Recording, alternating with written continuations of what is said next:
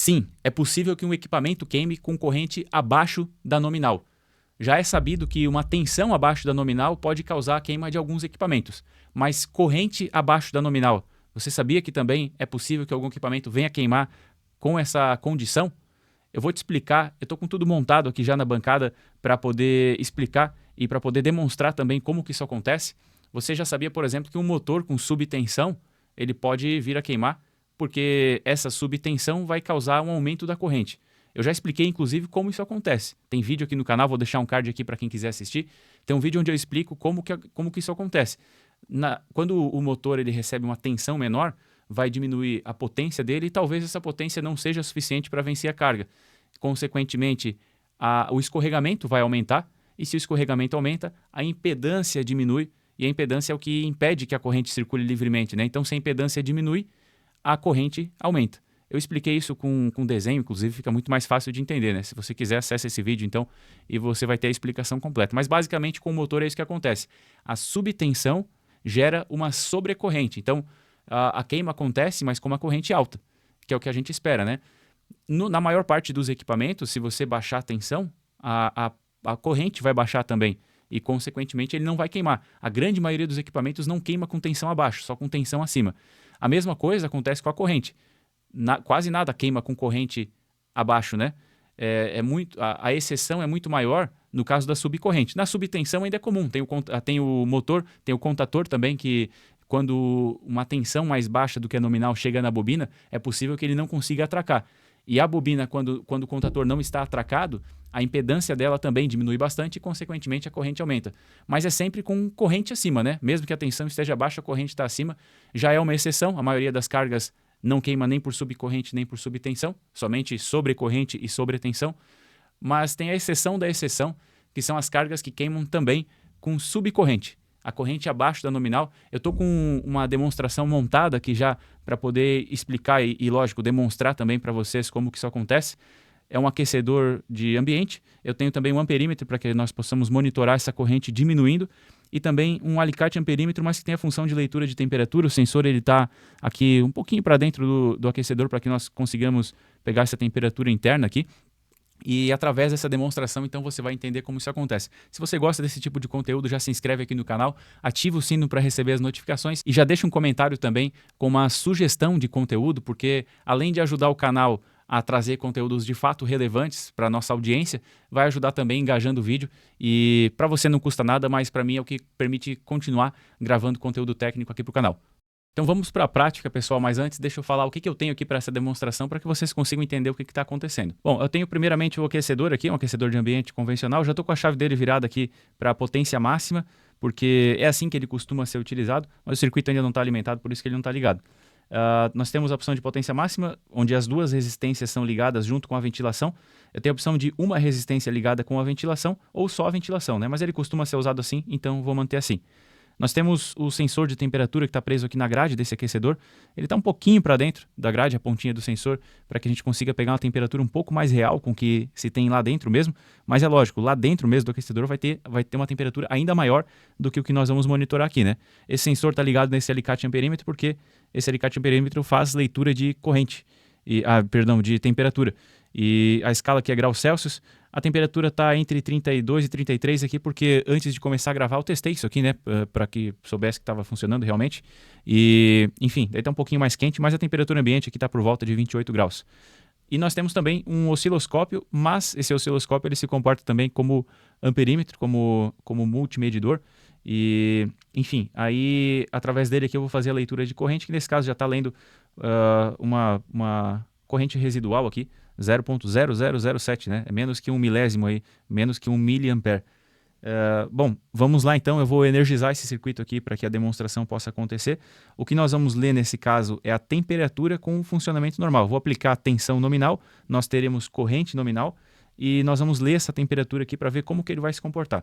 Primeiramente, vou virar isso aqui para lá, para não obstruir a entrada de ventilação aqui, para que nós não tenhamos nada interferindo nesse teste. Eu vou deixar virado para lá para não ficar virado aqui para mim, né? Senão eu não vou aguentar o calor. Bom, vou energizar então. Reparem lá a corrente. Eu não consigo manter manter essa corrente por muito tempo. Até vou dar uma baixadinha aqui, porque a minha fonte ela não suporta essa corrente toda. Enfim, como é uma fonte analógica, não tem problema de uma sobrecarga temporária, mas eu não consigo manter isso aqui por muito tempo. Eu vou baixando gradualmente isso aqui para não ter problemas com a fonte. Mas repara o que está acontecendo aqui. Nós temos uma temperatura que ela vai ficar por volta... Ela não está se elevando mais. Ela se elevou até certo ponto e ela parou de se elevar, né? Apesar da corrente ter sido mantida aqui praticamente igual, a temperatura ela não está aumentando mais. Esse aqui é o limiar.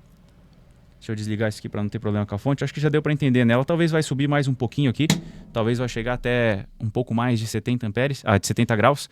Mas o que acontece? Eu tenho de um lado a resistência produzindo calor. Então, à medida que a corrente aumenta, essa resistência ela produz mais calor. Mas com tensão nominal, ela vai ter corrente nominal, vai ter temperatura também, vai ter uma potência nominal. Então, ela vai gerar uma determinada quantidade de calor. A minha ventilação... ela consegue roubar parte desse calor. Ela ventila essa resistência e vai tirando o calor da resistência para passar para o ar. É justamente por isso que o ar do ambiente fica quente. Então, eu tenho de um lado uma potência gerando calor, a temperatura ela vai se elevando, e eu tenho de outro lado um ventilador que ele vai tirando essa temperatura. Chega um ponto que eles têm um equilíbrio, onde o que o ventilador consegue roubar de calor é o mesmo tanto que a resistência está produzindo, e aí que a temperatura para de elevar. Então, até certo ponto a temperatura vai elevando, mas aí com o ventilador ligado ele vai roubando esse calor, chega um ponto que equilibra, e nesse caso aqui, com a potência nominal, e tensão nominal, corrente nominal, potência nominal, isso aqui estava girando por volta aí um pouco mais de 70 graus. Não iria subir muito mais que isso, porque esse ventilador estava ligado e estava tirando então temperatura da resistência. Só não deixo mais tempo ligado aqui por conta da fonte mesmo, porque ela não vai suportar. Bom, eu vou então agora fazer um novo teste com tensão mais baixa. Deixa eu ligar isso aqui de novo. Nós vamos ter por volta daqueles quase 8 amperes aqui de novo, né? Essa temperatura vai continuar se elevando. Eu vou agora reduzir essa tensão até nós termos uma corrente próxima do limite da fonte, que é por volta de 4 amperes. Então estava bem sobrecarregado, por isso que eu não quis deixar muito tempo. Essa aqui é a corrente, mais ou menos a corrente nominal da fonte, a corrente máxima, né, suportada. Então tem por volta de 4 amperes. O que é a teoria aqui, né? Se tem menos corrente, tem menos aquecimento. Mas repara que a temperatura aqui está se elevando rapidamente, inclusive, e vai se elevar mais. Isso aqui, nessa velocidade, não estava acontecendo antes, e ela ia se estabilizar ali por volta de 70 e poucos graus.